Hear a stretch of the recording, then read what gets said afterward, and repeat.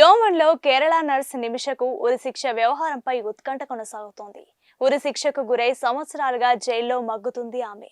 కొన్ని నెలలుగా జైలు వాకిట కన్న కూతురు కోసం ఎదురుచూస్తూ ఆమె తల్లి.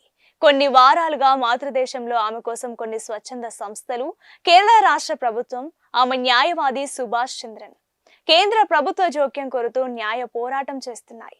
2 రోజుల క్రితం చేయవలసిన అన్ని ప్రయత్నాలు చేశాం, ఇక చేయగలిగిందేమీ లేదంటూ చేతులెత్తేసిన కేంద్ర ప్రభుత్వం. గంటల్లోకి వచ్చిన ఉరిశిక్ష అమలు సమయం. దేశమంతా ఉత్కంఠ. గంటలు నిమిషాలుగా, నిమిషం సెకండ్లుగా మారి కాల గర్భంలో కరిగిపోతాయా అనే భయంతో కూడిన ఉత్కంఠ. గంటలు నిమిషాలుగా మారకముందే తల్లి బిడ్డలతో పాటు దేశ ప్రజలందరికీ ఒక శుభవార్త. యమన్ దేశంలో ఉరిశిక్షకు గురైన నిమిషప్రియ ఉరిశిక్ష అమలు వాయిదా పడింది. ఆ అమ్మాయి ఎవరో తెలియకపోయినా ఎవరికి వారికి ఏదో శుభం జరిగినంత సంతోషం. నిమిషప్రియకు విధించిన ఉరిశిక్ష అమలు ఎన్ని రోజులు వాయిదా పడిందో ఇంకా తెలియదు. కానీ తొలి గండం గడిస్తే 90 ఏళ్లు అనే సామెత మననం చేసుకుంటూ మనకు మనమే ధైర్యం చెప్పుకుంటూ సంతోషపడుతున్నాం. నిమిషప్రియ కేసు పూర్వపరాల గురించి చెప్పడం అనవసరం. నిజం చెప్పాలంటే మీడియా కూడా 2017లో జరిగిన సంఘటన గురించి ప్రచారం చేయకపోవడమే మంచిదంటున్నాడు ఆమె న్యాయవాది సుభాష్ చంద్రన్.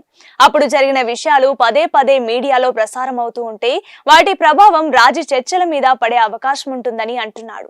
నిమిషప్రియ కేసులో చిన్న విజయమైనా పెద్దదైనా ప్రశంసలకు పాత్రుడు మాత్రం సుభాష్ చంద్రనే అని భావించాలి. నిమిషప్రియ జైల్లో ఎలా ఉందో కానీ సుభాష్ చంద్రన్ మాత్రం అలు పెరుగని పోరాటం చేస్తున్నాడు.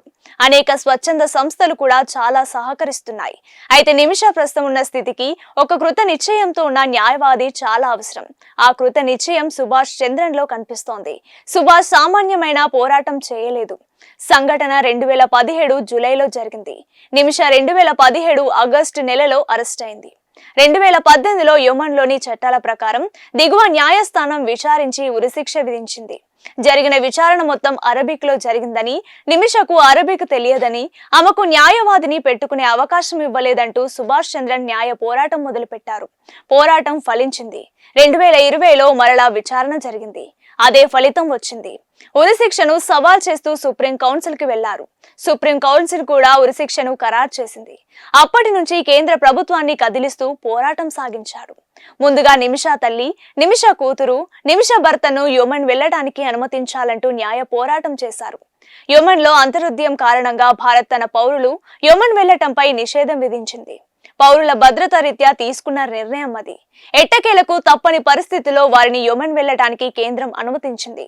వారు వెళ్లారు. నిమిష తల్లి అప్పటి నుండి విక్టిం కుటుంబ సభ్యులను ఒప్పించే ప్రయత్నం చేస్తూ యమన్లోనే ఉన్నారు. నిమిష ఉరిశిక్ష రద్దుకు కేంద్రం తన వంతు ప్రయత్నం చేస్తుంది. కానీ యమన్లో ఉన్న పరిస్థితుల దృష్ట్యా దౌత్య సంబంధాల ద్వారా నిమిష ఉరిశిక్ష రద్దును కోరే పరిస్థితి లేదు.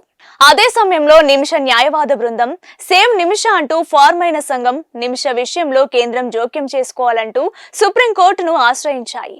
కేంద్రం తాను చేస్తున్న ప్రయత్నాలను వివరిస్తూ ఇక ముందు ప్రైవేట్ వ్యక్తుల ద్వారా చేయటానికి ప్రయత్నిస్తున్నామని అఫిడవిట్ వేయగానే అందరూ నిరాశ చెందారు. కానీ న్యాయవాదుల బృందం కేంద్రాన్ని అభ్యర్థించింది ఒక్కటే, కనీసం ఉరిశిక్ష అమలును వాయిదా వేయించాలని. ఆ ప్రయత్నంలో కేంద్రం విజయం సాధించింది. మత పెద్దలు, ముఖ్యంగా grand mufti of India Kanthapuram AP Abubakar Musliyar జోక్యంతో ఇరాన్, యెమెన్లోని మత పెద్దలను, అక్కడ పలుకుబడి ఉన్న వారిని కదిలించడం జరిగింది. విక్టిం కుటుంబ సభ్యులను కూడా సంప్రదించిన తర్వాతనే ఉరిశిక్ష అమలును వాయిదా వేశారనే వార్తలు వినిపిస్తున్నాయి. ఏది ఏమైనా మృత్యుంగంటికలు మోగుతాయనే భయం నుండి నిమిషకు స్వల్ప ఊరట లభించింది. కేంద్ర ప్రభుత్వం చేస్తున్న ప్రయత్నాలు విజయం సాధిస్తాయని అనిపిస్తోంది. కేరళ రాష్ట్ర ప్రభుత్వం కూడా ఆర్థిక సహాయం ప్రకటించింది. నిమిష కేసు గురించి వింటుంటే ఆశ్చర్యకరమైన విషయాలు బయటపడ్డాయి. మనం తీవ్రవాదులుగా పరిగణించే హోతీల ఏలుబడిలో ఉన్న సనాలో జైల్లో వారానికి ఒక రోజు ఖైదీలు సెల్ ఫోన్ ఉపయోగించవచ్చట. ఆమె వాట్సాప్ కాల్స్ చేయడానికి అనుమతి కూడా ఉందట. కోర్టులో మొదటిసారి జరిగిన విచారణ అరబిక్ లో జరిగింది కాబట్టి ఆమెకు అర్థం కాలేదని పిటిషన్ వేస్తే మరలా విచారణ జరపడానికి న్యాయవాదిని పెట్టుకోవడానికి కూడా అవకాశం ఇచ్చిన యెమెన్ దేశంలో ఉన్నట్లు మానవ హక్కుల రక్షణ మన దేశంలో ఉందా అనే సందేహం కలుగుతోంది. జైల్లో కూడా తోటి ఖైదీలకు సేవలు చేస్తూ తోటి ఖైదీల మన్ననలు అందుకోవడమే కాక జైలు అధికారుల ప్రశంసలు కూడా అందుకుంటున్న నిమిషప్రియ గండం నుంచి బయటపడి స్వదేశం చేరుకోవాలని ఆకాంక్షిద్దాం. యెమెన్లో కేరళ నర్స్ నిమిషకు ఉరిశిక్ష వ్యవహారంపై ఉత్కంఠ కొనసాగుతోంది. ఉరిశిక్షకు గురై సంవత్సరాలుగా జైల్లో మగ్గుతుంది ఆమె. కొన్ని నెలలుగా జైలు వాకిట కన్న కూతురు కోసం ఎదురుచూస్తూ ఆమె తల్లి. కొన్ని వారాలుగా మాతృదేశంలో ఆమె కోసం కొన్ని స్వచ్ఛంద సంస్థలు, కేరళ రాష్ట్ర ప్రభుత్వం, ఆమె న్యాయవాది సుభాష్ చంద్రన్ కేంద్ర ప్రభుత్వ జోక్యం కోరుతూ న్యాయ పోరాటం చేస్తున్నాయి. 2 రోజుల క్రితం చేయవలసిన అన్ని ప్రయత్నాలు చేశాం, ఇక చేయగలిగిందేమీ లేదంటూ చేతులెత్తేసిన కేంద్ర ప్రభుత్వం. గంటల్లోకి వచ్చిన ఉరిశిక్ష అమలు సమయం. దేశమంతా ఉత్కంఠ. గంటలు నిమిషాలుగా, నిమిషం సెకండ్లుగా మారి కాల గర్భంలో కరిగిపోతాయా అనే భయంతో కూడిన ఉత్కంఠ. గంటలు నిమిషాలుగా మారకముందే తల్లి బిడ్డలతో పాటు దేశ ప్రజలందరికీ ఒక శుభవార్త. యెమెన్ దేశంలో ఉరిశిక్షకు గురైన నిమిషప్రియ ఉరిశిక్ష అమలు వాయిదా పడింది. ఆ అమ్మాయి ఎవరో తెలియకపోయినా ఎవరికి వారికి ఏదో శుభం జరిగినంత సంతోషం. నిమిషప్రియకు విధించిన ఉరిశిక్ష అమలు ఎన్ని రోజులు వాయిదా పడిందో ఇంకా తెలియదు. కానీ తొలి గండం గడిస్తే 90 ఏళ్లు అనే సామెత మననం చేసుకుంటూ మనకు మనమే ధైర్యం చెప్పుకుంటూ సంతోషపడుతున్నాం. నిమిషప్రియ కేసు పూర్వపరాల గురించి చెప్పడం అనవసరం. నిజం చెప్పాలంటే మీడియా కూడా 2017లో జరిగిన సంఘటన గురించి ప్రచారం చేయకపోవడమే మంచిదంటున్నాడు ఆమె న్యాయవాది సుభాష్ చంద్రన్. అప్పుడు జరిగిన విషయాలు పదే పదే మీడియాలో ప్రసారం అవుతూ ఉంటే వాటి ప్రభావం రాజీ చర్చల మీద పడే అవకాశం ఉంటుందని అంటున్నాడు. నిమిషప్రియ కేసులో చిన్న విజయమైనా పెద్దదైనా ప్రశంసలకు పాత్రుడు మాత్రం సుభాష్ చంద్రనే అని భావించాలి. నిమిషప్రియ జైల్లో ఎలా ఉందో కానీ సుభాష్ చంద్రన్ మాత్రం అలు పెరుగని పోరాటం చేస్తున్నాడు. అనేక స్వచ్ఛంద సంస్థలు కూడా చాలా సహకరిస్తున్నాయి. అయితే నిమిష ప్రస్తుతం ఉన్న స్థితికి ఒక కృత నిశ్చయంతో ఉన్న న్యాయవాది చాలా అవసరం. ఆ కృత నిశ్చయం సుభాష్ చంద్రన్ లో కనిపిస్తోంది. సుభాష్ సామాన్యమైన పోరాటం చేయలేదు. సంఘటన 2017 జూలైలో జరిగింది. నిమిష 2017 ఆగస్టు నెలలో అరెస్ట్ అయింది. 2018లో యెమెన్లోని చట్టాల ప్రకారం దిగువ న్యాయస్థానం విచారించి ఉరిశిక్ష విధించింది. జరిగిన విచారణ మొత్తం అరబిక్ లో జరిగిందని, నిమిషకు అరబిక్ తెలియదని, ఆమెకు న్యాయవాదిని పెట్టుకునే అవకాశం ఇవ్వలేదంటూ సుభాష్ చంద్రన్ న్యాయ పోరాటం మొదలుపెట్టారు. పోరాటం ఫలించింది. 2020లో మరలా విచారణ జరిగింది. అదే ఫలితం వచ్చింది. ఉరిశిక్షను సవాల్ చేస్తూ సుప్రీం కౌన్సిల్ కి వెళ్లారు. సుప్రీం కౌన్సిల్ కూడా ఉరిశిక్షను ఖరారు చేసింది. అప్పటి నుంచి కేంద్ర ప్రభుత్వాన్ని కదిలిస్తూ పోరాటం సాగించారు. ముందుగా నిమిష తల్లి, నిమిష కూతురు, నిమిష భర్తను యెమెన్ వెళ్లడానికి అనుమతించాలంటూ న్యాయ పోరాటం చేశారు.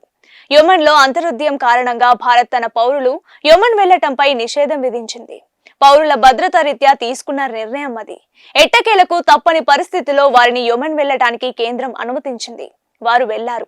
నిమిష తల్లి అప్పటి నుండి విక్టిం కుటుంబ సభ్యులను ఒప్పించే ప్రయత్నం చేస్తూ యెమెన్లోనే ఉన్నారు.